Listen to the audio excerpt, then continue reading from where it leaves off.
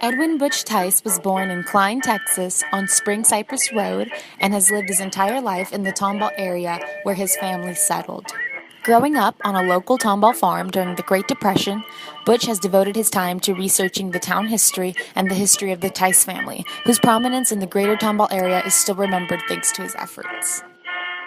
His ancestors, Johann Heinrich Theiss and Katharina Theiss, were German immigrants who came to Texas in the late 19th century after getting permission from the German government to immigrate to Texas as part of the Adelsverein organization. Sailing from Antwerp, Belgium on the SS Bohemia in August of 1846, the German settlers entered Texas through the port of Galveston after paying a grand fee to the Adelsverein organization in Germany.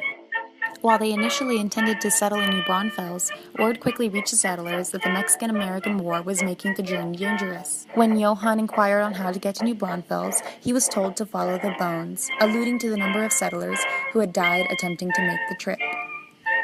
As a result, the Theisses and other German immigrants decided to settle in the greater Tomball area instead. Johann bought 200 acres of land for the price of $200 in Tomball and farmed the land until his death, where it was then passed on to his children. Johann's direct descendants continued to live in the Tomball area and became prominent members of the community.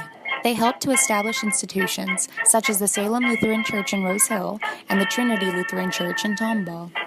Out of the over 3,000 descendants of Johann, a majority of the Theiss family still lives in Texas, where they engage in biennial family reunions for all of the Theiss descendants. The Theiss reunions have sparked a trend among the descendants of the other German Tomball families, who have organized their own reunions.